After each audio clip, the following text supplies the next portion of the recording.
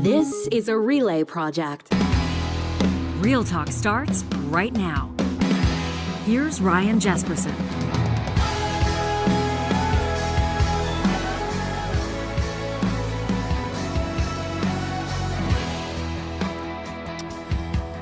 Big week coming up. Mark Carney meeting with Canada's premiers in person for the first time since he won the election at the end of April.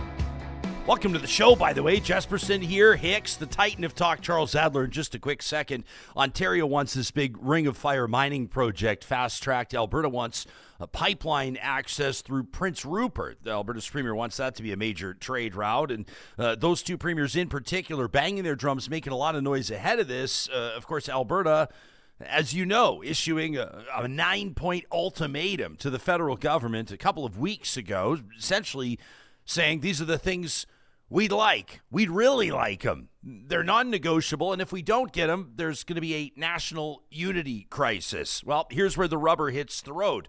What will Mark Carney orchestrate with the first ministers, the premiers, all together in Saskatoon? And if he is able to pull something off, if he's able to get premiers of different political persuasions on the same page, could he quiet this separatist talk in Alberta? And if not, then what? Of course, the Edmonton Oilers also set to kick off their second straight Stanley Cup Final against the Florida Panthers. That's coming up in about 48 hours or so. How could we not talk about that and other items in the news? It all begins in just 30 seconds. But first, we'll let you know that the team at We Know Training is proudly presenting this episode of the show. You can find them online at wkt.ca, where you can buy training, deliver programs, and build success. On their website, you can see more about We Know Training and discover very quickly about how they're not just another software training company. They're partnering with governments and regulators and businesses across Canada to manage entire credentialing programs. Think of it as essentially plug-and-play training that's built for trust, compliance, and real-world impact. It's led by subject matter experts, lifelong learners. We Know Training, bringing a human touch to tech-powered education. They don't just build learning platforms, they help people and they help organizations level up. And in industries where compliance is critical, that makes all the difference. You can learn more and find your fit with We Know Training online at wkt.ca.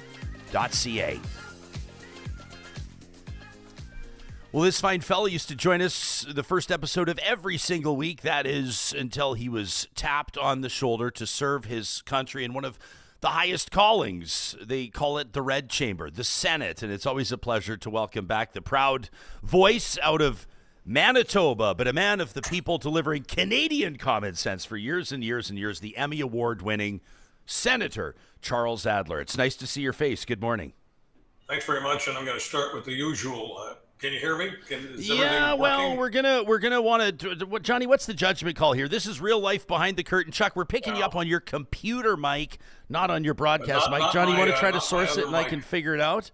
I'm going to kill some time. Here, Adler, this is what we're going to do. Johnny and you are going to figure this out behind the scenes, and I'm going to cover a bit of ground here, and then we'll get it. We need this dulcet tone, right? We need the voice coming through the proper microphones, friends, and that's exactly what we're looking for. So here's the deal.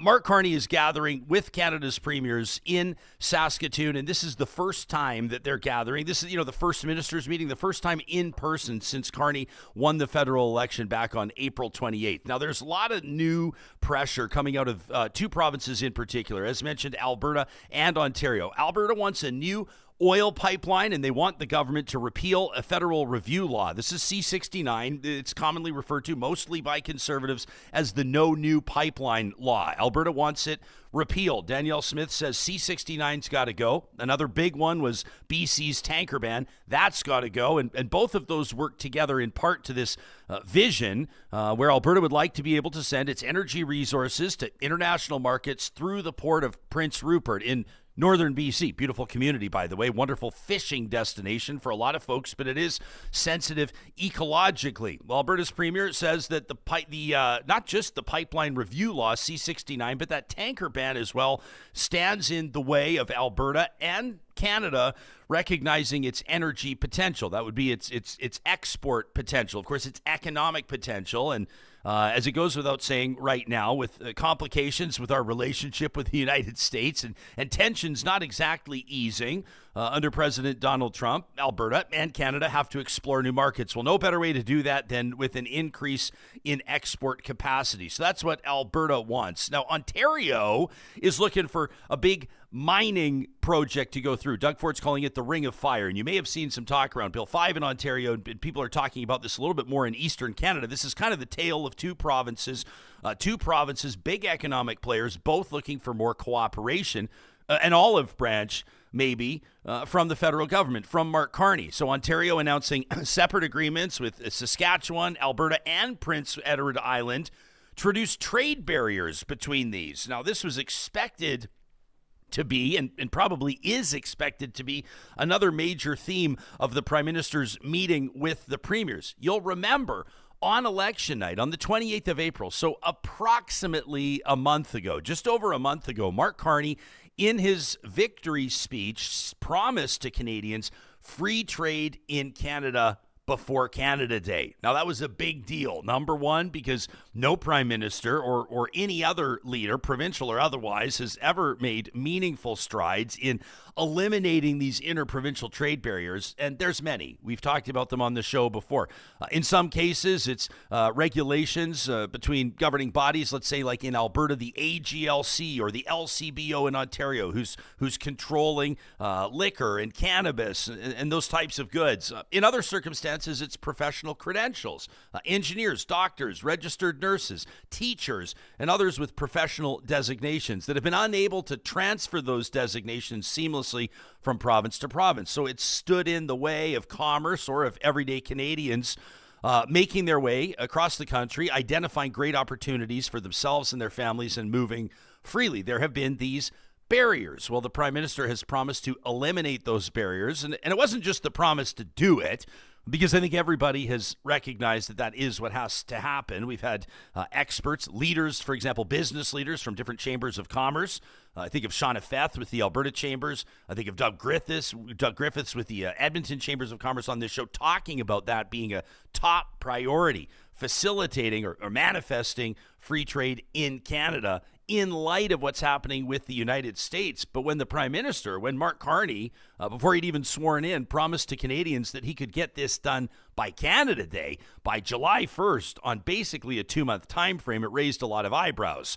Now, of course, the PMO has since stated that they'll have legislation in front of the House, that they'll have something for Canadians and their elected representatives to consider by Canada Day. But still, there can't be and won't be meaningful progress on this until the premiers talk, until they sit down with the Prime Minister, with Mark Carney in Saskatoon, which is happening this week. He's reiterated his message, the Prime Minister has, that Canada needs to diversify its economy in face of existential threats from the President, from Donald Trump. The Prime Minister saying just a couple of days ago, quote, "It's a critical time for our country.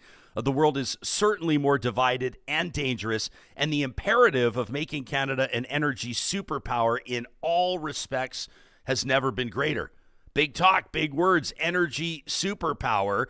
He's not the only one saying that. Alberta strongly believes that it can be as well. Ontario has stood up. Doug Ford talking essentially about how the feds need to play nice with Alberta. So you've got Doug Ford, who is perceived, I think, by many people across the country, despite the fact that he's a progressive conservative premier, as maybe more of a friend to the federal Liberals than the federal Conservatives. But he's stepping up in support of Alberta seeing an olive branch, of course, because Ontario's looking for favors too. Now, they're not the only two. Every province will be coming to the table looking for exactly what their top priorities are and to see those manifested, to see them touched on. And Mark Carney's got to do a delicate dance here as well. You got to think of who put him into office. You got to think of who's going to keep him in office, the support that his party is looking for. Don't forget, of course, this is not a majority government, and so they're going to need to secure 4 votes if and when the math holds up every single time they want to get something passed in the House. So many things for the Prime Minister to consider, maybe more of a chess game than a checkers game this week. What comes of it and what happens if nothing comes of it are probably the 2 most important things that people are going to be talking about and focusing on this week. We're going to get Charles Adler with us in just a quick second to touch on this and talk about what's at stake. We're going to take a quick pause at this moment just to remind you what's happening with our friends at Friesen Brothers. This is a remarkable success story. 70 years ago, Frank Loveson started up an independent butcher shop in the town of Hinton, Alberta, on the gateway to Jasper National Park. And over the next 70 years, he and his family, his offspring, have grown this remarkable business to 16 locations, still family owned, still proudly putting Alberta-grown goods on family dinner tables across the province. But Friesen Brothers is more than just food. That's right. Their garden centers are wide open right now, ready to help you get Alberta-grown plants and flowers into your garden. They're grown right here at home, and that means that they're well acclimatized and well suited to Alberta's climate. You can learn more about it on their website. Even the peat moss is produced locally, so you can grow with confidence. Now that we're past May long weekend, you know that everything's going to work out the way that it should. Knock on wood. Some fabulous and much needed rain over the past few days, hopefully through the cold snaps. If you have any questions about when and what is the best to put into your garden, make sure you stop on by our friends at Friesen Brothers in 16 different Alberta communities. They're proudly Alberta grown and Alberta owned. We've been talking to you a lot about UCAN Youth Services, and I want to make sure that they're on your radar today. This is a nonprofit charitable organization that's dedicated to helping young people out of harm's way and onto a path of economic independence. We've been talking about their different programs. They're working with young people aged 12 to 17 through this relentless outreach work that they're doing. These are young people that are interacting with police on a regular basis. It's interfering with stability at home. It's interfering with their education. Of course, sometimes the peer groups aren't always as positive as you might hope. Their relentless outreach team is creating opportunities and opening doors, building these long-term relationships with young people as they're moving through the ready phase of the ready, willing, and able model, with the end goal that they'll eventually live independently and out of harm's way. You can learn more about the program. Consider making a donation today by visiting ucan.ca. And as I know many of you are using the next couple of weeks to get organized, to get decluttered, the spring cleaning is tops on your to-do list. Want to make sure that California Closets of Canada is front and center in your mind. You got nothing to lose booking a free consultation with their expert team of designers who can work with any vision, any space, and any budget. Make the most of your space today with custom organizational systems. Whether it's a bedroom, a living area, a storage room, a garage, California Closets is designing and installing custom closets, systems, and solutions for the entire home. All of it manufactured in the province of Alberta, and all of it guaranteed for life. That free consultation starts today when you visit californiaclosets.ca. All right, Charles Adler standing by, the proud senator out of Manitoba, of course, with plenty of experience analyzing and commenting on issues across the country, including the province of Alberta, which has shown a lot of love to this guy over the past number of years. What's shaking over there, Senator? All right, this is better. It is loud and clear. It is beautiful, and it is nice to hear your voice. Okay. All right, well, look, the separatism thing is what's shaking up most of the talk in Ottawa right now. I think that everyone in Ottawa who remembers Quebec years ago, there were a couple of different referendums, but I do recall that what it was like just a couple of years before I left Quebec in 1976 when René Lévesque won, and that gave separatism a more noble, a more intelligent, a more thoughtful face, because until then it was just a sort of rabble-rousers, and it was all noise and very little substance. But René Lévesque gave the movement credibility, and in the first referendum, they got approximately between 25 and 30 points, and that became the threshold. That's what made the conversation serious.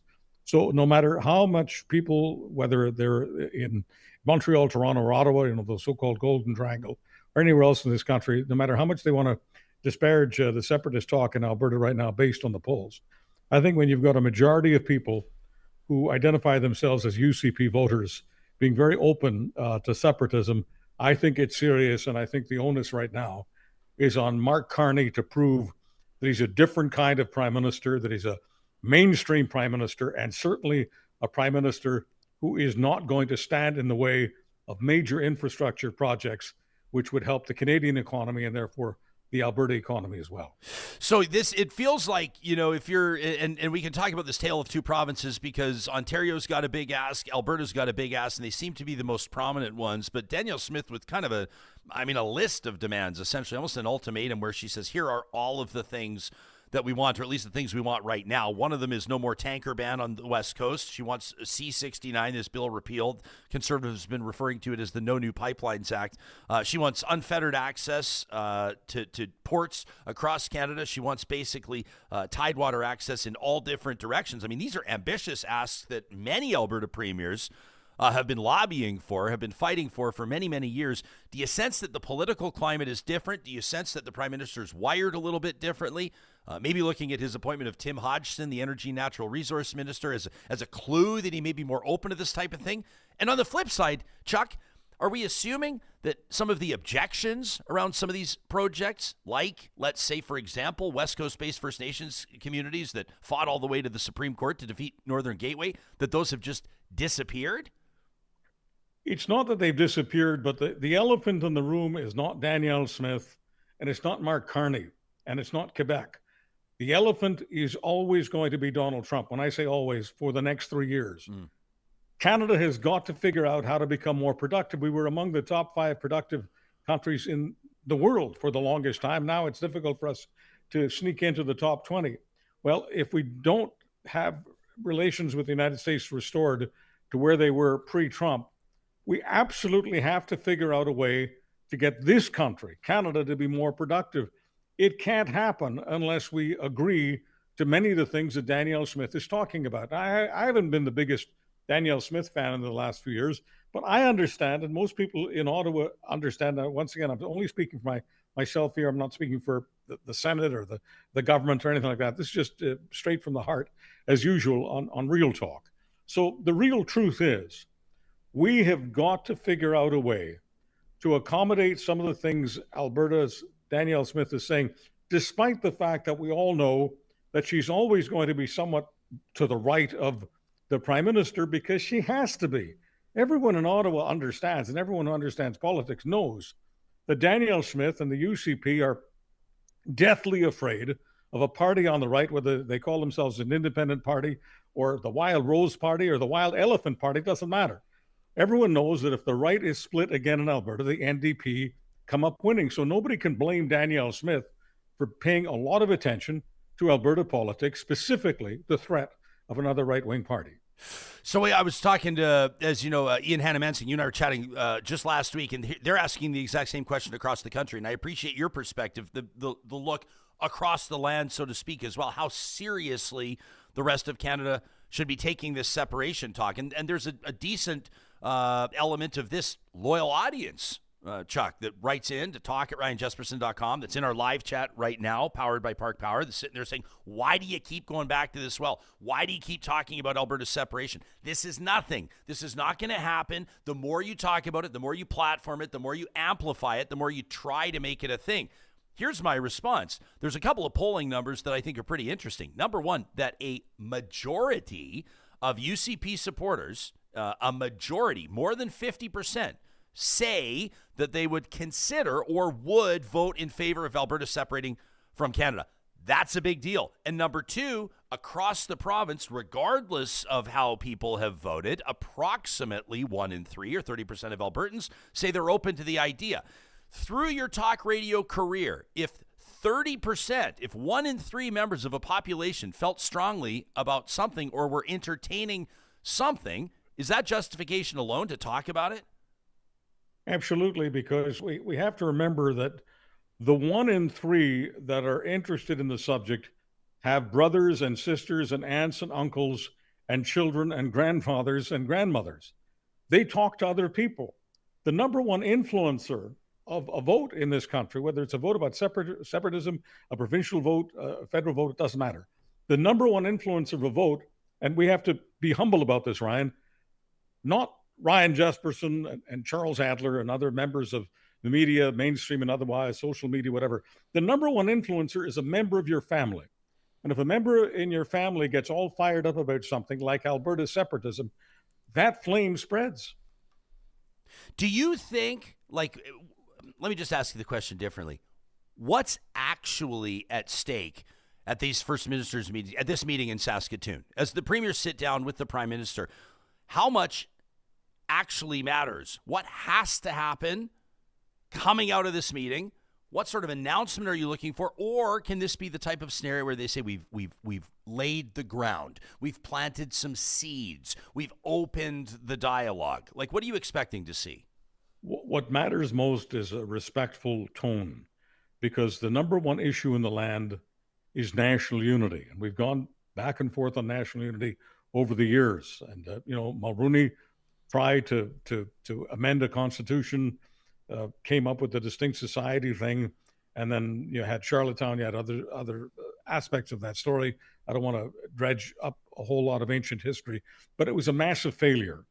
And Jean Chrétien's success was all about avoiding discussion of the Constitution. I don't want an opening up of the Canadian Constitution, but I want a serious effort at the premiers and the first ministers, all of them, including the Prime Minister, of course, shaking hands and having some kind of substantive strategy going forward. I am very optimistic about the barriers in provincial trade coming down, and I think Danielle Smith and Doug Ford are shaking hands on that. We need much more of that. But the largest point here is we are now more alone than we have been in quite some time. We cannot depend on the United States as we did. So we have to depend on each other. But if we can't depend on provinces, if the provinces can't depend on each other any more than Canada can depend on the United States, that will be terrible for our economy. And when I say our economy, I'm not just talking about the national economy overall. I'm talking about the Alberta economy. If the separatism discussion in Alberta is not taken seriously by the rest of the country, and there's no serious engagement on it, it will be bad for the economies of both Alberta and Canada. This is very important. Gilles in our live chat, powered by Park Power, he says a pipeline through Prince Rupert is likely the toughest ask that Alberta can make. Says especially with TMX, the Trans Mountain, nowhere near capacity yet. He says there are too many environmental issues. He says there's a great deal of Indigenous engagement that would need to happen as well. Gilles goes on to say, if I was the Prime Minister, I would say Alberta needs to repeal its renewables ban. I mean, keep in mind that was lifted a while ago, but Gilles will take your point. He says, I'm not sure how many oil and gas companies are sitting there ready to spend billions to move more oil. That's an important point from Gilles as well. I think that you would probably find consensus among Canadians, at least a majority opinion, that any pipeline, any new pipeline that's going to be built has to be done without public dollars, has to be done off of the taxpayers' back. That was unusual with TMX, the feds coming in essentially to save that project. You and I have spoken in past how interesting it is, or at least how noteworthy it is, that the feds, and in particular, Prime Minister Justin Trudeau at the time, got virtually zero credit from the prairies for paying for that pipeline, and ultimately probably, once it's sold, for taking a decent loss on that pipeline. And what I've heard is a recurring theme more than anything in Alberta from folks who begrudgingly acknowledge that the feds picked up the tab for that pipeline was the only reason they did it was because private industry was chased away so effectively because of all the regulations and the uncertainty around it. How do you think that applies to any new projects moving forward 2025 and beyond? I think we absolutely have to do something about the regulations. There's too much politics involved in regulations and regulators. There's too much ideology involved, and the regulators have got to come on board, just as I talk about the provincial premiers and the feds breaking bread. The regulators, I think, have been too obstinate, and we've got too many. We've got federal regulators and provincial regulators. It takes forever to get anything done. No country that steps up productiveness does it without amending regulations and getting regulators to shrink in their capacity to destroy productivity. Regulators, by their nature, are to the letter. They take things very, very literally. Everything to them is a sacred cow. I'm not trying to dump on them as individuals, but if we don't do some deregulation in Canada, we cannot become more productive. Chuck, think back to like when you're hosting this national radio show, the biggest talk show in Canada for years and years and years. How many times or how frequently did free trade in Canada or interprovincial trade barriers come up? And at how many points through that, zero, he's indicating for our podcast audience, nobody ever really talked about it seriously, right? No. People would acknowledge that it was standing in the way of commerce, business, professional growth, etc., but nobody ever really endeavored to do anything, let alone promise to get rid of them, right? We didn't talk about deregulation. We didn't talk about the interprovincial barriers. We didn't talk about value added. That term is this boring term that economists like to use. But when you think about it, just think about Alberta. Whether we're talking about the beef, the pork, the grains, some of it gets processed, obviously. High River is the big processor of beef. Yeah, but the Brooks point is, too, yeah. The Brooks, I'm sorry. The point is that we still send our resources, whether it's the oil and gas, other minerals, whether it's the wheat and the barley and the corn and the canola and the pork. The point is, we send most of our resources to the United States. They add value to them, and they make a good buck on it. I'm not saying we're not making a good buck, but we would make a great bigger buck right across the country if we spent more time manufacturing and processing the incredible amount of resources that we have. We can't just be the old-fashioned expression that we grew up with, the hewers of grain and the drawers of water, whatever the hell it was. It was all about how everything that we have in the ground and everything we have in terms of our livestock, almost everything gets shipped out. Other people are making money on the stuff we have. We've got to learn to make more money on what we have. That's part of the discussion about becoming productive. I don't want people to think that when I say we're not productive, that we don't work hard. It's not about us not working hard. It's about the overall economic infrastructure, which other people have done a lot of improvement on, and we've been a little bit too casual. It's time to get away from being a casual. It's time to take this stuff seriously, because it's all about our jobs, and our future. And of course, centrally, it's about national unity. Charles Adler, our guest. If you're just joining us on the Real Talk live stream across 7 social media platforms presented by California Closets, Cliff in our live chat says, if Canada wants to be more productive, shouldn't it go back to focusing on welcoming to Canada highly skilled, highly educated immigrants? He says some sort of a points system. Idris says more oil won't change productivity or impact productivity issues, folks. He says it hasn't yet, and we're up 300% over the last 25 years. He says more oil, more wood isn't going to fix our lagging productivity. Ms. KD says, I'm getting so tired of, quote, Carney has to prove himself, blah, blah, blah. She says, why does Danielle Smith not have to be a team player? She goes on to say maybe Alberta's premier should be paying closer attention to healthcare, education, housing, and the cost of living instead of her own ass. That from Ms. KD. Premiers kind of get a pass, don't they? They show up to these meetings and their whole job is to fight and advocate for their province. The prime minister's got a tougher job in a situation like this, getting everybody on the same page. I'm sure there are days where Danielle Smith misses doing talk radio. Look, I don't want to disparage people who maybe don't understand productivity or productiveness as well as they should. But the idea that a country shouldn't worry about developing its resources and getting a good buck for its resources, the idea that that's okay, well, I'm sorry. It's not okay. And as far as Alberta healthcare and all of the other issues and all of the other scandals Danielle Smith has, I'm not trying to give any of those a pass. I'm just trying to focus on the big picture that we're talking about today. And yes, Mark Carney is the prime minister. And yes, he does have to prove himself every day, just as you do, just as I do. That's also part of being productive. So, Chuck, this also an interesting point in our live chat. It's moving fast, so I lost it. I apologize, whoever it was. It was a good point. Somebody said something you got to point out when it comes to the polling on Alberta separatists or Alberta separatism. They said Albertans are not split on separatism. They said Alberta conservatives are split on separatism. And here's the rub. I mean, like, I think that that's a very interesting point, and it's one that I think is important to focus on because, like I said earlier, the poll that we referenced a couple of weeks ago that showed, I think it was 56% of UCP voters said that they would support a vote for Alberta's independence, which is shocking to me, closer to 60%.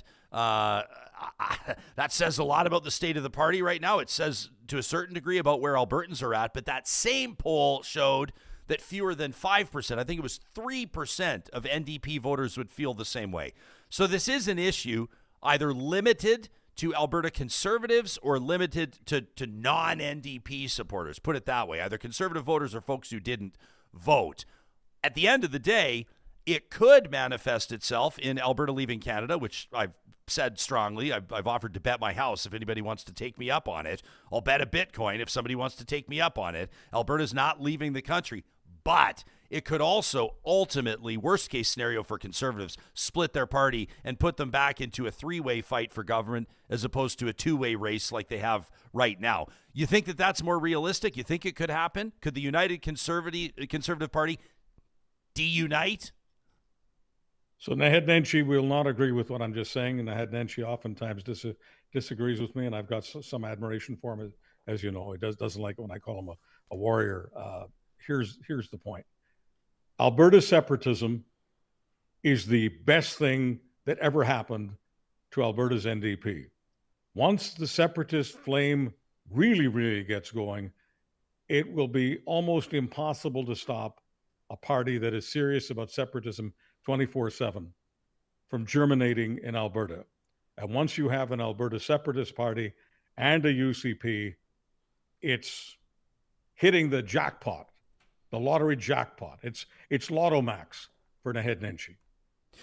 What do you make of? I know that you saw Chris Selly's piece in the National Post. I don't know that everybody that's going to be watching or listening to this has read it, so we'll summarize it quickly. But Chris Selly, the national columnist, touches on this divorce, and we used that same word following the NDP's convention, their annual convention, the provincial NDP, that is, a short time ago. We spoke to the leader, Naheed Nenshi, the day after. If folks want to go listen to that interview, they'll find it in our podcast and YouTube archives. But basically, provincial members voted for the option to opt out of federal party memberships. It used to be, up until a short time ago, that a membership in Alberta's NDP automatically got you, or automatically came with, a membership to the federal party. And we'd hear anecdotally, I never saw any polling, but we'd hear anecdotally from a lot of people that would say, hey, listen, I kind of like, or at least I don't mind, the direction that the provincial NDP is going in Alberta, but there's no way in hell that I want to carry a membership to the federal party. I would never vote for the federal party. That would be, respectfully, the majority of Canadians if we take a look at the most recent election results. Selly says that it's better for everyone. He says clearly there's an expectation of winning in certain provincial capitals, including Edmonton, including Alberta. He says that does not exist among New Democrats on Parliament Hill. It's a story that kind of flew under the radar after their convention. I mean, I didn't see it make national news, but I thought it was a pretty big deal in Alberta. It's a strong message for the provincial party to send, and maybe with a little bit of risk, although they've clearly got all the momentum right now. What do you think? Do you mind if I play the Eastern Bastard card here? Yeah, go for it. Make a point. Okay, so here's the Eastern Bastard Adler, okay? I'll go back to Western Bastard in just a moment, but just hang with me, folks, here. If you're in Atlantic Canada or in Ontario and you're a progressive conservative, and I'll even throw in Manitoba, so the Eastern Bastard will move west into the prairie. The point is, if you're a progressive conservative voter in those particular provinces, and someone says to you that the Progressive Conservative Party of Doug Ford and the other progressive conservative parties in Canada are now automatically, those members are automatically members of Pierre Poilievre's, Andrew Scheer's CPC, there would be a rebellion. Many progressive conservative voters couldn't possibly tolerate that because they see the Conservative Party nationally as basically just another name for the Reform Party. They didn't like Reform 25 years ago. They don't like it anymore now. And that's the reason they're not in government, quite frankly, okay? So to play the Eastern Bastard card here, just as it makes no sense for progressive conservative members to have a serious conversation about automatically becoming part of the Conservative Party of Canada. It makes no sense to me for members of the Alberta NDP to be forced, I said forced, to be members of the National NDP. Many of them see the National NDP as a loser. Many of them see the National NDP as significantly to the left of Naheed Nenshi's NDP. So to me, there's no upside there. Chris Selly, I may not be his biggest fan, but I thought this column was pretty good. And I think if you add the Eastern Bastard element to this and discuss how progressive Conservatives would feel if they were forced to become National Conservatives, I think it makes the point. Yeah, he writes, the federal NDP, often described by their detractors as fringe or unbendingly ideological, he says, but they do have a plenty big enough tent. He says, under the orange canvas, you could find blue-collar workers, big labor, university campuses, the idle, progressive, urban rich, the urban working class, farmers, north of 60 years, he says, and for a while, even Quebec nationalists. It felt to me that at least for a lot of that, he was describing who Pierre Poilievre managed to tap into in the most recent election, didn't he? Yeah, Poilievre ate a lot of Jagmeet Singh's lunch.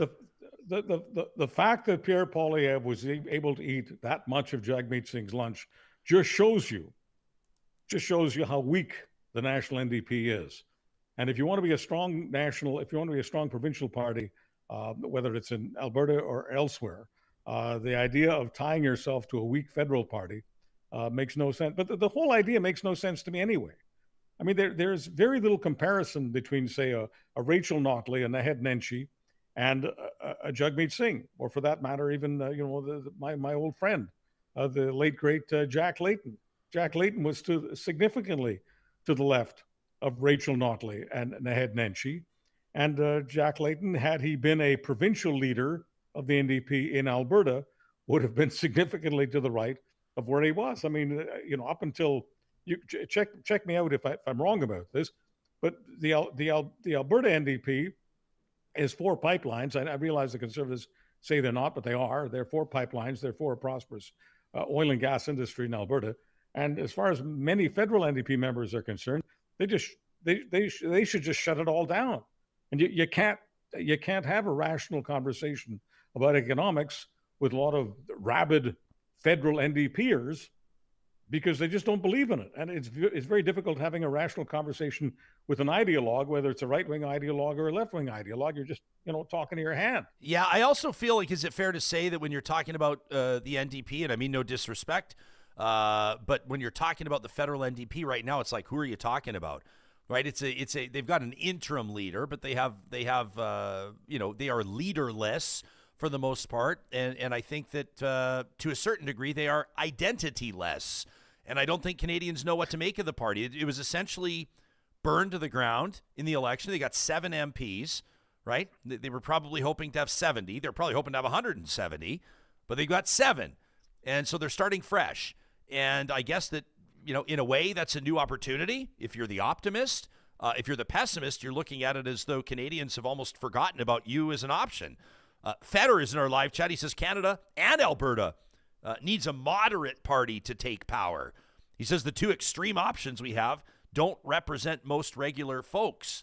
You wonder if the point that Feder makes may translate into that new NDP, but I doubt it. Where do you see that party taking itself? I mean, how dependent is it on who the new leader is, and how dependent is it on where they see available real estate on the political spectrum?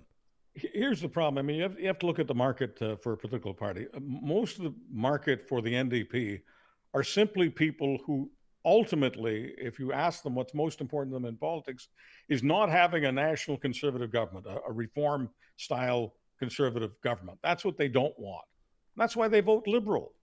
And that's why, the Conservative Party, and I know I've said this before, so I don't mean to be a broken record, but, what they fail to understand is they serve at the pleasure of the NDP.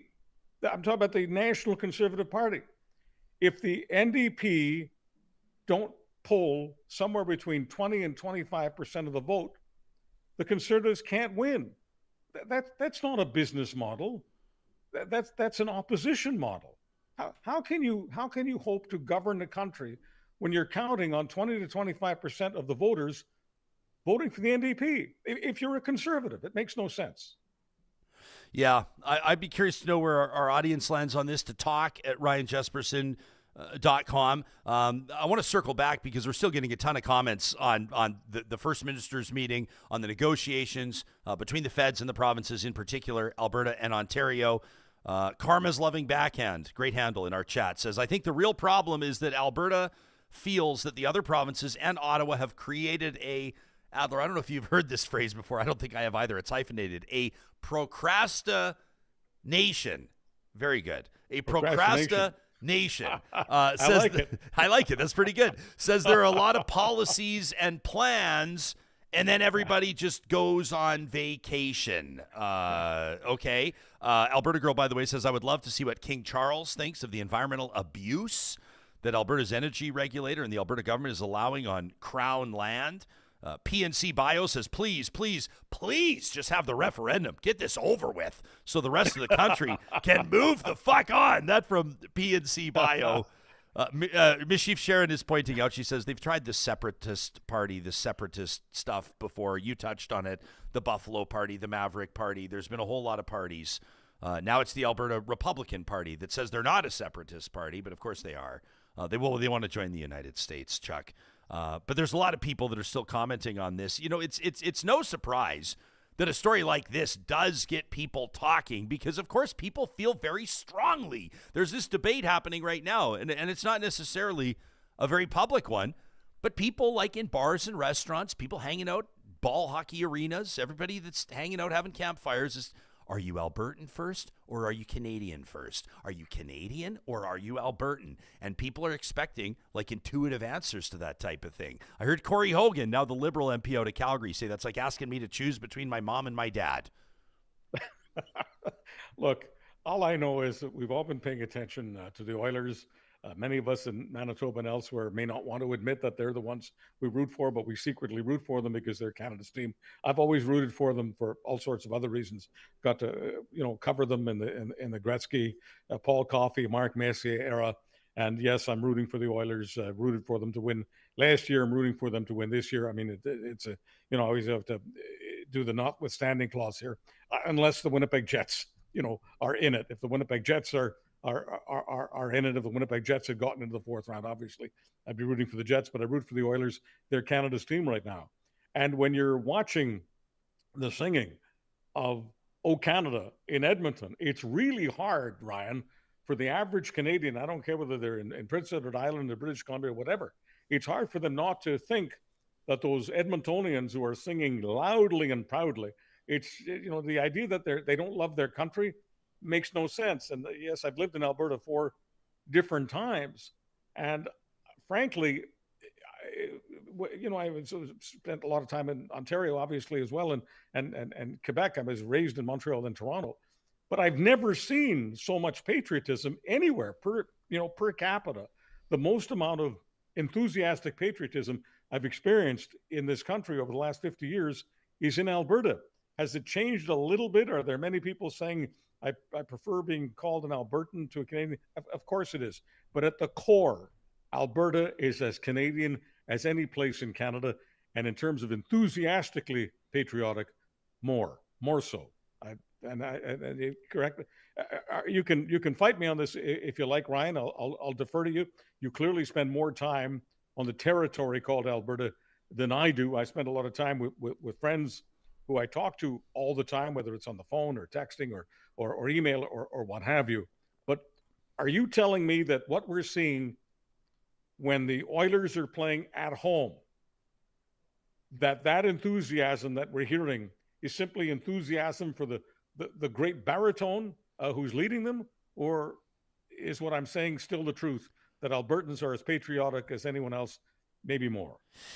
Yeah, I mean, I guess I've pointed out what feels to be very obvious, which is, a couple of summers ago, thousands of people in protesting, COVID lockdown measures and overreach from Ottawa and all the things that prompted the truck convoy, the so-called Freedom Convoy, and the Ottawa occupation. These folks were wrapping themselves in the Canadian flag. They commandeered the Canadian flag.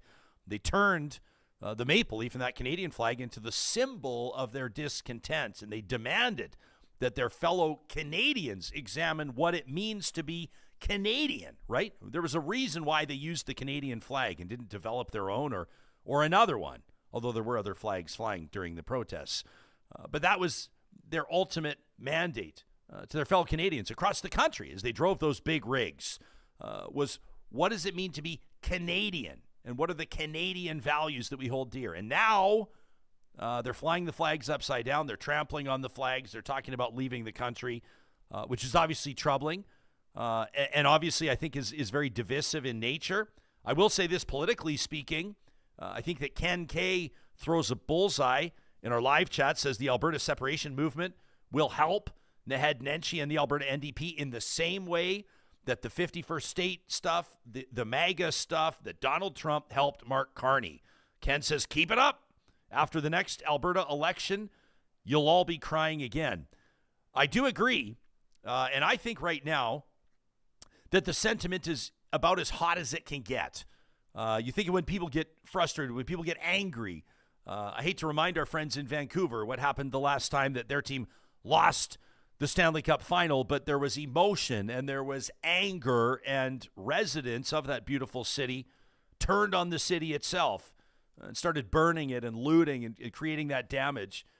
If you look at kind of that as a metaphor to where a lot of people, conservative supporters in particular, and how they feel right now, it's based on the result of the most recent federal election. It's based on the fact, at its core, that their guy, that Pierre Poilievre, didn't win, right? I mean, that's essentially it. That's why it boiled over. They figured that Trudeau was out. They figured the Liberals were going to be decimated. They figured that Pierre Poilievre was going to be there, that he was going to be kind to the prairie provinces, that Danielle Smith and Scott Moe and other premiers were going to get what they were asking for, and that everybody would be happy, and that didn't happen. And now I'm not saying that anger subsides, but I wouldn't suggest that not getting a new pipeline after the first ministers' meeting is going to be the tipping point to Alberta separation. Because realistically and honestly, I don't think that the majority of Albertans, and I'm not just talking about people that work in oil and gas, generally speaking, I'm not sure that the majority of people are convinced that Alberta actually needs another pipeline right now. So I don't think it's that big of a deal. But if the Flames, and I say that respectfully, gosh, our neighbors in parts of Alberta, Saskatchewan, Manitoba, with these wildfires burning right now, I'll be careful with my fire metaphors. I thought you were going to apologize if you were sounding like you were disparaging the team that you Calgary's hockey loved. team. No, I'm going easy on Calgary's hockey team right now. They had a tough year, and you know what? Calgary's hockey team actually. Well, let me swerve off the path for 30 seconds. All right. You know that they had the highest point total in NHL history of any team not to make the playoffs this year. So actually, I mean, it's a bit of a shit sandwich, but still something for Flames fans to get excited about. You're going to have some cap space this summer. You're getting a new arena. It's not all bad. Jonathan Huberdeau has kind of found his way back in a way. You're kind of getting your way back there. The Flames have something to be excited about. But to bring it back to the separation stuff, I don't see, and I do think that Ken Kay's onto something. If this still is a thing by the next time Danielle Smith calls an election, and some are expecting her to trigger one early, before everything goes sideways with the health services procurement investigation and everything else, people believe that she may want to get an election out of the way. If the separatism thing is still a thing, and if she is seen as friendly to the separatists or paving the way for them to get what they want, lowering the threshold for signatures, what have you, if she is seen as putting Alberta ahead of Canada or forsaking Canada, despite what she says on shows like this, where she says, I believe, she says my Canada includes Alberta. If she's tied to that, like Ken says, I think that does the NDP a huge solid. Maybe one they didn't have to work that hard for, quite frankly. Let me ask you this question. If Danielle Smith is afraid of separatism and calls an election, earlier rather than later, regardless of how well she does, I think she'd win the election. I don't have much doubt that there's an election next spring or next fall. Danielle Smith will emerge as the victor.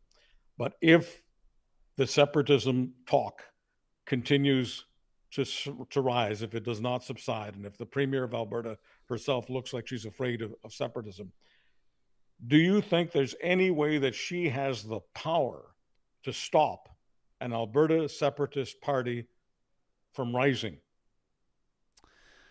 I mean, I just don't. I'm trying to, I'm going to get Johnny to cut all these ums and ahs out of the podcast, so it sounds like I had a really super smart answer right off the gates. But let me tell you why I'm spinning my tires a little bit here. Well, the fact that you're spinning them means that you're not comfortable with the subject, and that's good. That's called honest. That's real talk. Here's what it is, in plain language, is that I have really tried to make an effort to seek to understand people and to not automatically write people off and call them fools and buffoons and idiots and morons, even if I feel deep down inside that somebody is making a passionate argument about something patently ridiculous. And I just feel very strongly, personally, that this separation talk is ridiculous. It feels knee-jerk. It feels immature. It feels short-sighted. It feels naive. But at the same time, like I said to you 10 minutes ago, if 1 in 3 of my fellow Albertans truly feel this way, I don't want to be the guy calling all of them morons, because I want to be walking the walk when I talk about seeking to understand. So that's my hesitation, because I don't want to answer your question in a way that just writes everybody off and laughs and smirks and comes across as condescending and talking down to these people. But I will just say, with the current proponents for separation and the current faces of the movement, okay? And at this point, it's relatively unofficial. But you've got, like the Alberta Republican Party, like I said. And I know that one of our colleagues, I don't know if she wants me to spoil it or not, she's working on a big feature story for a national publication. I'll let her announce it. She'll come on the show when she's ready to release it. But this friend of ours, an award-winning journalist, is telling me about some of the interviews she's conducting with some of the so-called leaders, they're unelected leaders of this Alberta Republican Party. And she's like, that you don't have to do a very deep dive into their social media to find, for example, very troubling content, Kel Surprise. But at the same time, you look at the Alberta Prosperity Project, these are unelected people as well. They don't have a mandate from the Premier. They don't have a mandate from the people of Alberta, but they're speaking on behalf of Alberta with these hot takes. I guess what I'm saying is if these are the folks that are going to be driving the Alberta separatist movement, I don't think that Danielle Smith will have much of an issue addressing it, but she's wading into dangerous territory right now. She's in it already. She's already in the dangerous territory. And that is all part of, I think, like that quote said earlier, trying to save her own ass or trying to watch her own ass instead of looking out for what's best for Alberta. And that's probably at the end of the day what a lot of this comes down to. And that's a big part of the conversations that are happening in this province, Charles, and that is people asking the very fair and relevant question, do you believe that all of Danielle Smith's advocacy, that her trips to the United States, that her U.S. media interviews, that everything that she's doing is for the benefit of Alberta, or is it for the benefit of Alberta's Conservative Party? And that's a question that everybody should be asking. My question about that prospectively is this. Is Danielle Smith wanting to be René Lévesque? René Lévesque was a proud Canadian. He was not exactly what I would call a Canadian nationalist, but he was very much a Canadian. And yes, he was a federalist. And then he split with the Liberal Party in Quebec. Nothing to do with the Liberal Party federally, but the provincial Liberals in Quebec. He split with them and he formed his own party, the Parti Québécois. And that's what gave separatism lift. I wouldn't be surprised. The UCP calls itself a grassroots party, okay? The grassroots threw out Jason Kenney. The grassroots could threaten to throw out Danielle Smith. That's the way grassroots parties work, okay? The grassroots get fired up very, very quickly, and tempers can become very volcanic. Here's the deal. If the majority of UCP supporters are for separation, don't be surprised if the UCP becomes the Alberta version of the Parti Québécois. And don't be surprised if Danielle Smith becomes the René Lévesque of Alberta. Don't be surprised by it, because history is always teaching us lessons if only we're willing to look at them. I appreciate that sage advice and a solid observation. Joe offering up his own take on all of this in our live chat, and I think Joe to a certain degree is right. And Joe says everybody thinks everybody else is extreme, which is a boiled down bit of wisdom, which also has a little bit of truth to it too. A lot of the words that we use, including extreme and extremists, are being watered down. And that's not to say we don't call out extremism where it truly exists. You realize the best lines on the show, Ryan, today. This isn't unique, but the best lines on the show are coming for your listeners. I tell you that every day. They really are delivering. Procrastination and this business. I like it. I like it a lot. I want to stamp procrastination on a T-shirt, and I think we'll probably have to pay royalties to who it was in the live chat that said that. We also had one from Don who says the Oilers are not Canada's team. They are just another team that I hate. That from Don. Chuck, we got a rematch. Yeah, must be a Flames fan. Maybe. Well, it might be. I mean, listen, nobody is more sore these days than Canucks fans, because at least the Flames have a new arena coming and money to spend. At least the Jets have something to build on, a President's Trophy, although that's not the banner you want to raise in the fall, but they will raise the President's Trophy banner, and they should be proud of that. Who doesn't love the Winnipeg Jets? Everybody's kind of cheering for the Jets in a way, Chuck, because they got so badly screwed in the 80s and the 90s with such good teams in Calgary and Edmonton. The Toronto Maple Leafs obviously have some big decisions to make this summer, and I think everybody takes a bit of glee in that. There's some excitement for Canadians and Senators fans because they're young teams. I think you could say the Senators may be in the playoffs even a little bit ahead of schedule, though their captain would never put it that way. So they're excited. But nobody is more discouraged, and nobody's got more reason for pessimism than the Vancouver Canucks, who were supposed to be decent. They probably traded the wrong superstar of the two that couldn't get along, and now they've got front office management musing out loud, Jim Rutherford, musing out loud about how the only great player they've got left, Quinn Hughes, arguably already the greatest Canuck of all time. That's right, I said it. It's going to be Pavel Bure or him. Already talking about how Quinn Hughes wants out. And so if I'm a Canucks fan, I wonder if Don's a Canucks fan, because I'd be sour and sore too. Ryan, let me just try to bring a national perspective to this hockey discussion. Whether some people want to call Edmonton Canada's team or not, we know that because of what's going on right now, Canada versus the U.S., when, not if, but when the Oilers defeat Florida, the Oilers will be called Canada's team. There's no doubt in my mind. And even people who don't give a fig, and there are some Canadians who don't give a fig about hockey, even they will be celebrating the Edmonton Oilers when they defeat Florida. How many games do you think it's going to go? John Hicks in the Western Conference Final told us he figured it was going to be a 5-gamer with Edmonton and Dallas, and I think most people kind of rolled their eyes because they thought Dallas would put up more of a fight. The technical producer of this show emerging victorious in his call. Let's get you on the record for the Stanley Cup Final ahead of Wednesday's puck drop. 6. 6? Oilers win on the road? Oilers in 6, yeah. Okay. Yeah. Who do you think Oilers wins the on Conn the road, Smythe? and the Oilers fans will be, of course, seen on TV screens, thousands and thousands of them, just outside your studio, Ryan. Yes.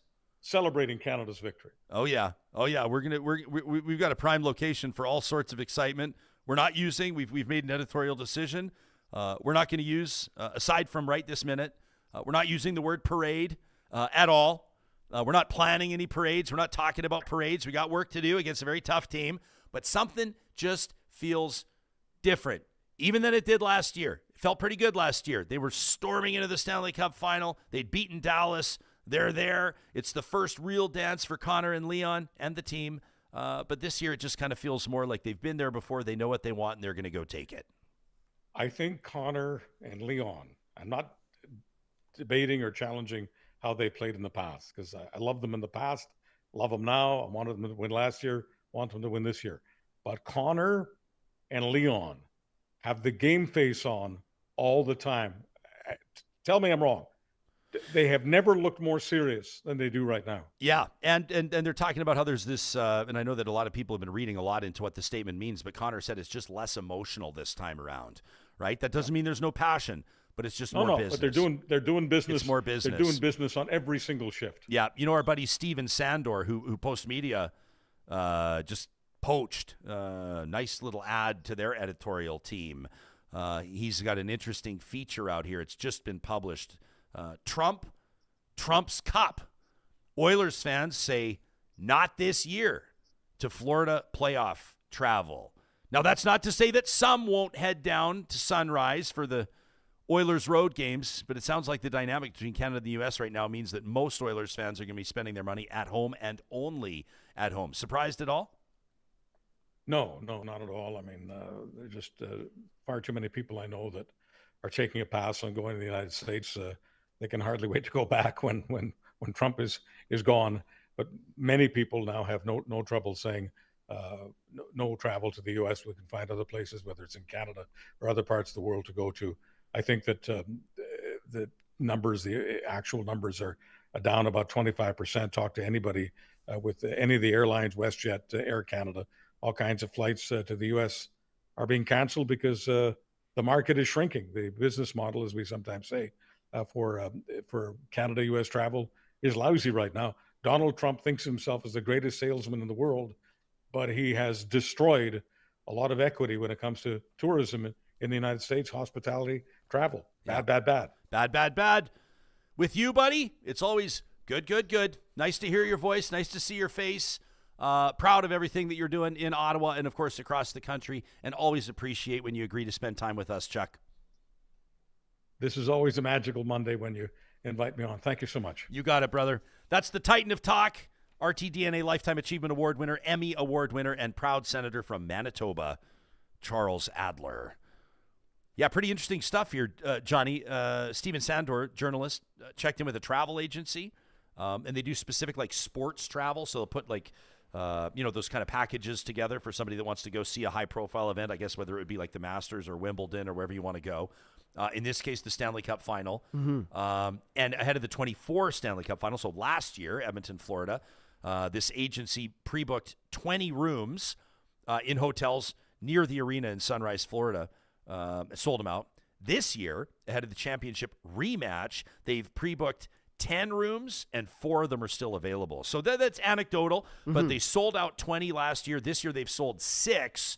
And the manager of that travel agency says all 6 of those went to a crew that they call regulars. They went to playoff games in L.A., in Las Vegas, and Dallas. So this is like a crew that's been traveling with the team. Wouldn't it be nice to have the deep pockets to be able to do that? But they've been traveling and watching the Oilers on the road through all 3 rounds, and they're going to do the same thing for the Stanley Cup Final. So in other words, nobody else has taken them up on that. I will say, if Adler's prediction proves to be true, and if the Oilers are up 3-2 heading back to Florida for Game 6, people may change their minds on whether or not they're going to travel to the United States. Sure. And I think it's just indicative, like it just shows, like, people think they're going to win here maybe because we have home ice advantage. There's obviously a little bit more probability that the win happens here because more games are happening here. So maybe that's why people aren't booking. But I think you guys are premature. I think all Oilers fans, right now, I'm like, you guys are like, some people are saying sweep. Some people are saying definitely 5. I do not see that. I see this maybe 6, but I see this going the full 7. I see Edmonton winning here at home. But do not underestimate the Panthers, especially when they have an extra day of rest. They've had pretty much the exact same season as last year. And their blueprint is immaculate, detailed.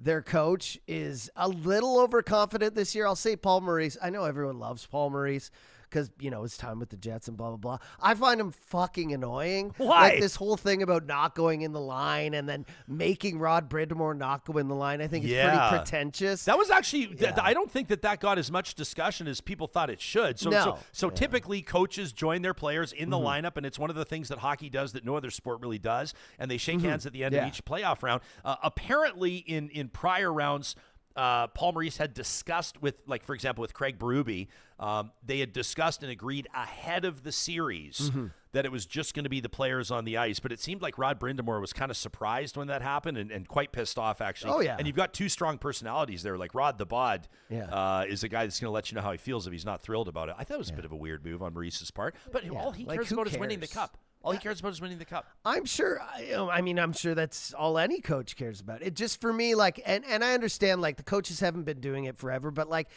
they have, though, in minor leagues and in AHL. And this is something that went to the NHL more recently. I get that. But asking someone else and telling them this is why you shouldn't do it. Who are you to say? The Dallas coach, the series before Edmonton when they defeated, who did they defeat before Edmonton? Sorry. Dallas, Winnipeg. Yes. So he went in that line and they had him mic'd up. Yeah. And you could, some of those players that had played for him were I love you, man. There was just some amazing talk going on there. And now with what happened to Dallas, who knows if Pete's going to coach that team again or any team again. Maybe he gets replaced. Yeah, and having that last moment, shaking the hands of, players you coached players against, as well as some who had been on your team, and just like, who are you to say like you're not allowed to have that moment because coaches aren't on the ice? I think if you want to go on the line, go on the line. If you don't want to go on the line, fine.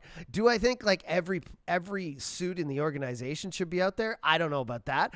But the people who stand behind the bench, the coach, the assistant coach, and a few other people, who cares if they want to go in the line and shake hands with legends who they weren't in battle's the wrong word. I'll do a Paul Maurice thing because he used the word war and then he backpedaled. I won't say battle, but in competition like that. Can we ease up on all that shit? No, but I'm just saying, like, in competition like that, when you're playing against players for a length of time, you're staying in the same hotels, you're watching each other practice, like you build a relationship with them. And when it's over, there's this, whether you win or lose, there's a feeling of relief where you're like, we did our best, or we won, we did our job. And you go out there and you show respect to people, agreed. right? Like, hey, all that barking online in the post-game interviews, the shit I said walking down the tunnel, the shit I screamed across the bench to the other bench at you. It gets nasty. It was just a job, right? So, hey, Paul Maurice doesn't want to go out there, fine. Another coach does, do it. I don't think you should be telling people like this is the moral equivalent people should be striving for. Yeah, I agree. And it's starting to piss me off. And it's a with bit of a Maurice. non-issue as well. Like at the 100%. it's a total distraction. 100%. And let's also keep in mind that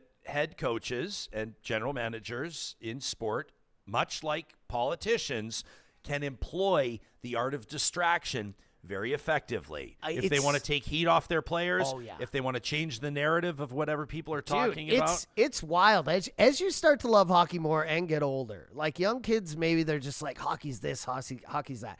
You really start to see, especially in the age of social media, like Pete DeBourget, when he said that stuff about, do you think if Connor McDavid got hit on the heel when, Rupee Hintz got fractured ankle, fractured foot, by the way. But I'm saying that is changing the narrative. That is putting out a signal to the refs to be like, hey, be a little more lenient to us because this happened the game before. That stuff never existed in the 80s and the 90s. And nowadays, it's like you can literally change people's perception and the officials' perception by using these tactics. It's crazy.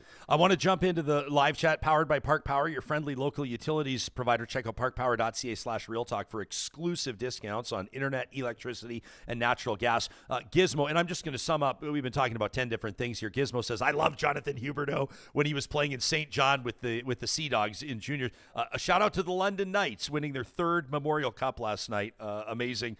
By the way, with the Toronto Maple Leafs top prospect there leading the way. So maybe it's not all bad in Leafs Nation right now. Others of you on some of the talk that we're touching on, JJ says, I don't worry as much about people in Alberta voting to separate.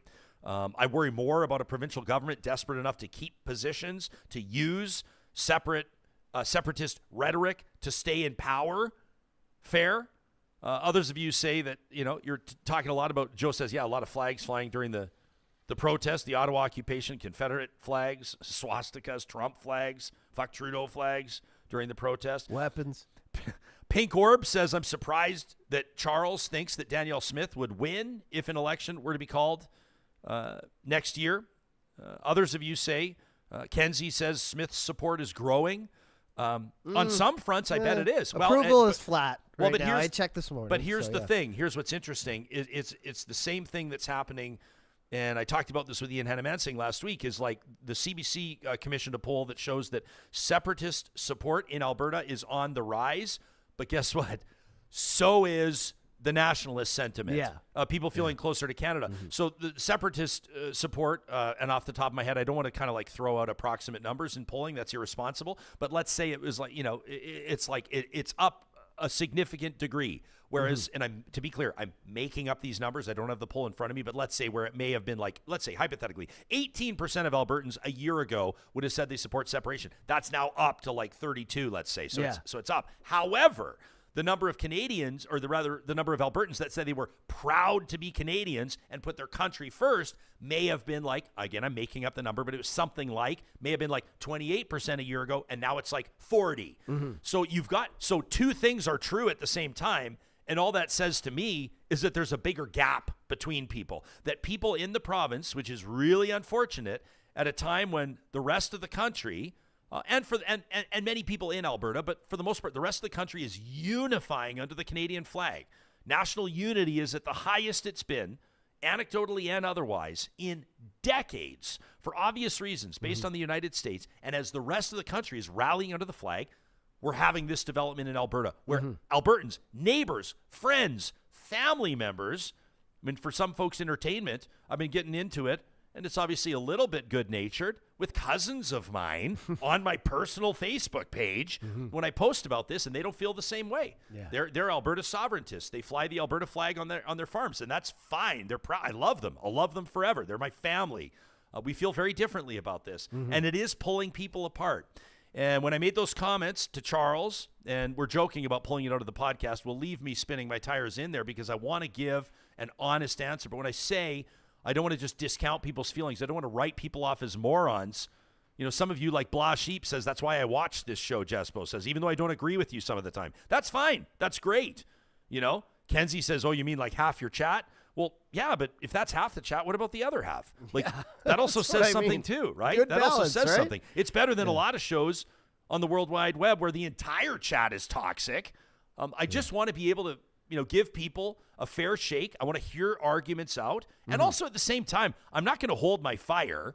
You know, I mean, I tweeted after I was on with Ian, I basically said anybody that thinks that Alberta's actually going to leave needs to give their head a shake. I'm always going to tell you how I feel about it, but that doesn't automatically make somebody that feels differently a total idiot. You know what I'm saying? I want to be able to have a platform here and have a community where we can actually hash out ideas, explore different avenues, explore different realities, and maybe try to find some sort of consensus, or at the very least recognize that at the end of the day, we're all sharing the same air, right?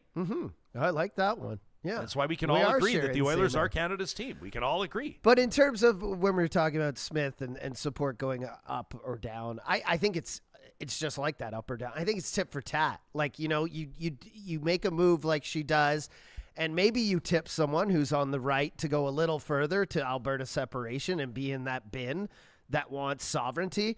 But you also piss off someone who maybe was on your side, or maybe was agreeing with some things and in the middle and could have been tipped to UCP supporter conservative.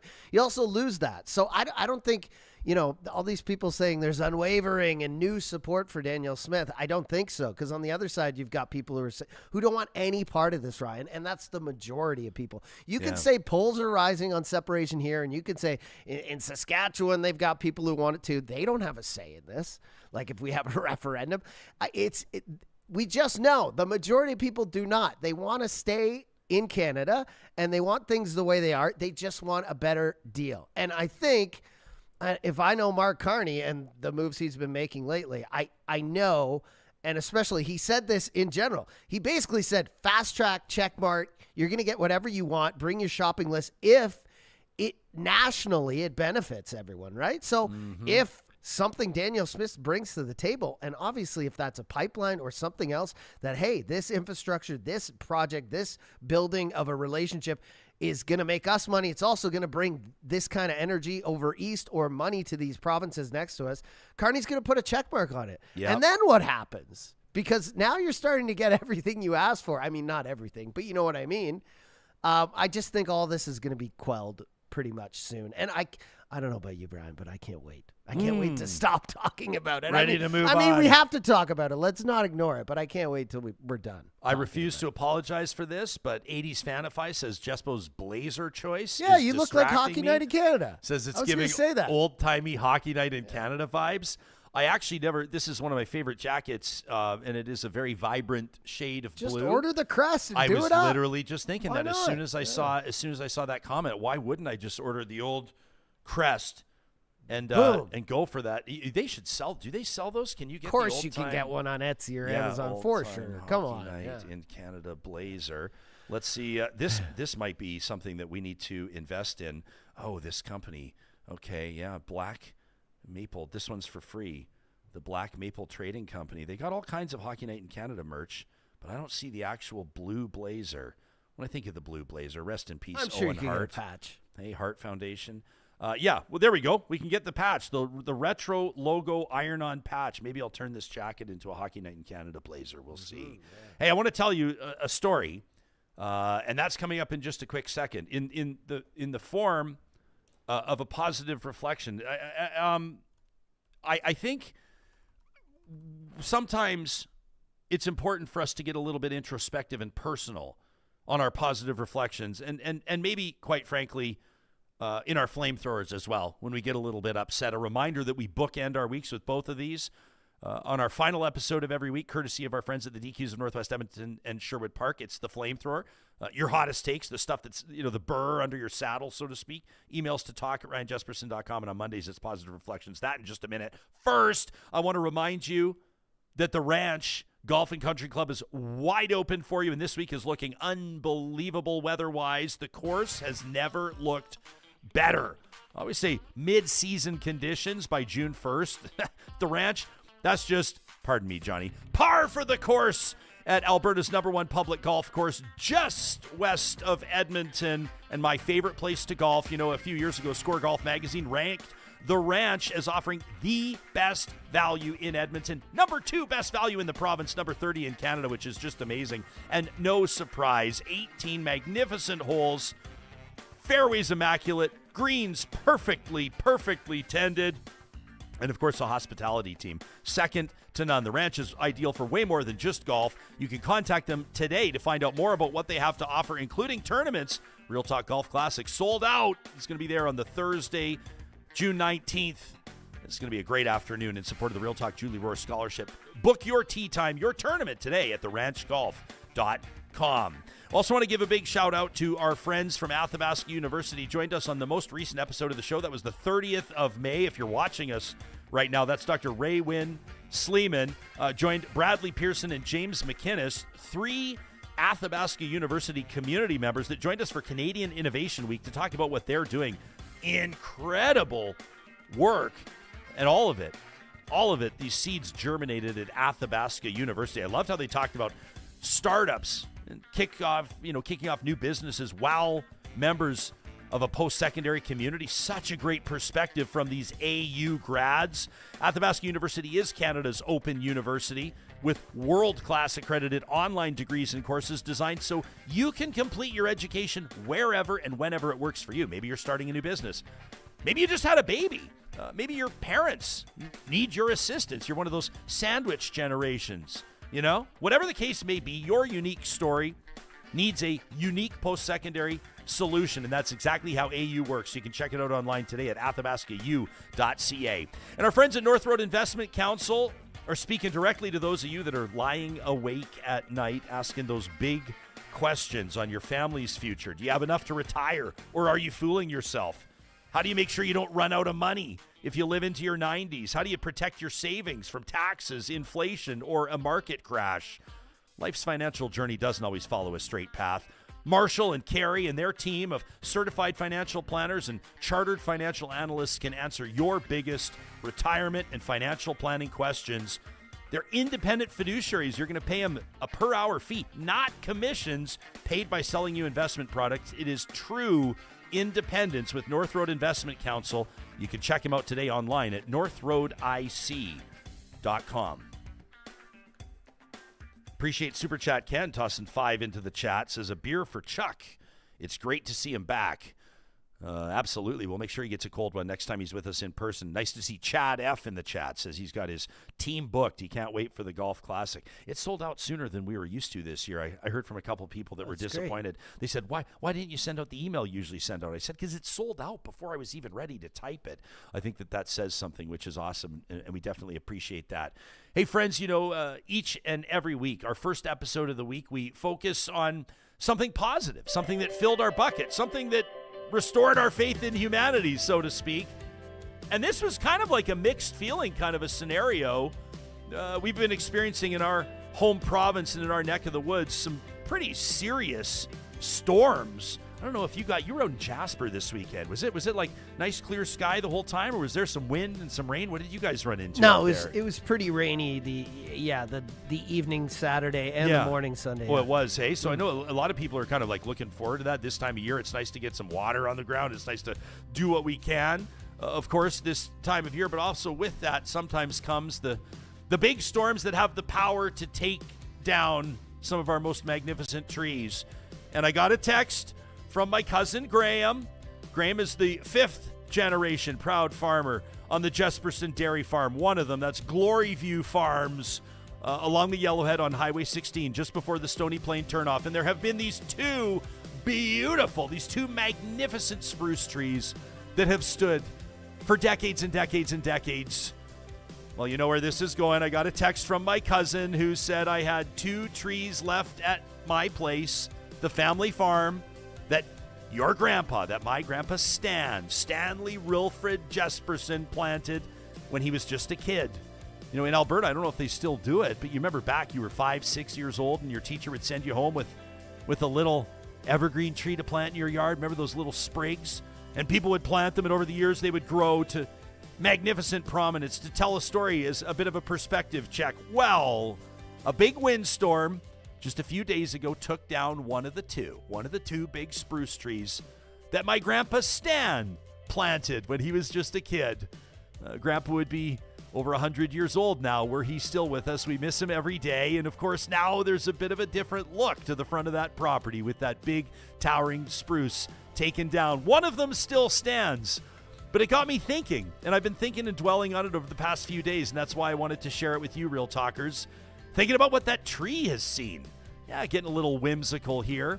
But that tree was around when young men were leaving to fight for their country and fight for freedom in World War II. That tree was around when Canada introduced a Charter of Rights and Freedoms. That tree was around through Vietnam. That tree was around through the magnificently inspiring Lougheed years in Alberta. The tree was around to see the comings and goings of different governments, different movements across the country.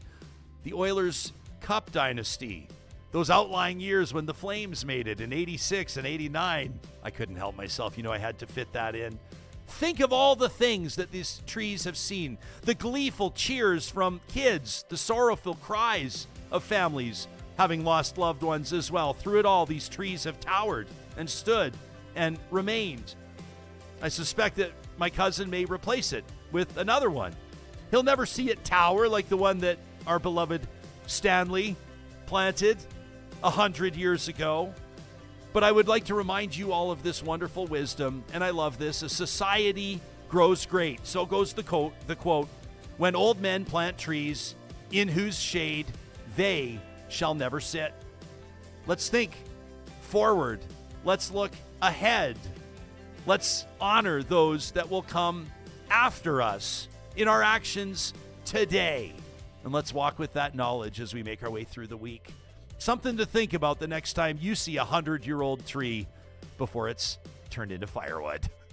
Positive Reflections is proudly presented by Solar by Kuby. You can get a free quote today by visiting kuby.ca. Check out their careers link for opportunities in Alberta and BC. And thanks for hanging out with us today on the show, Real Talkers. Coming up on the next episode of Real Talk, that's going to be the 3rd of June. We're going to be checking in with the president of the Library Association of Alberta. Maybe it's another distraction or maybe not, but Alberta's government is taking aim at what it describes as inappropriate and offensive books in school libraries. What do the librarians themselves think about it? We're going to find out in studio, and we hope you'll join us then.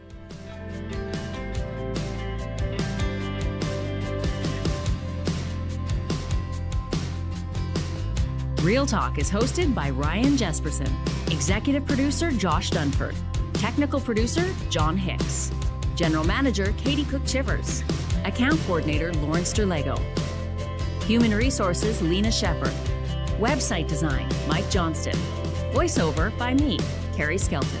Real Talk's editorial board is Supriya Dwivedi, Ahmed Ali, Brandy Morin, Ann Castleman, Corey Hogan, Harman Kandola, Catherine O'Neill, and Chris Henderson.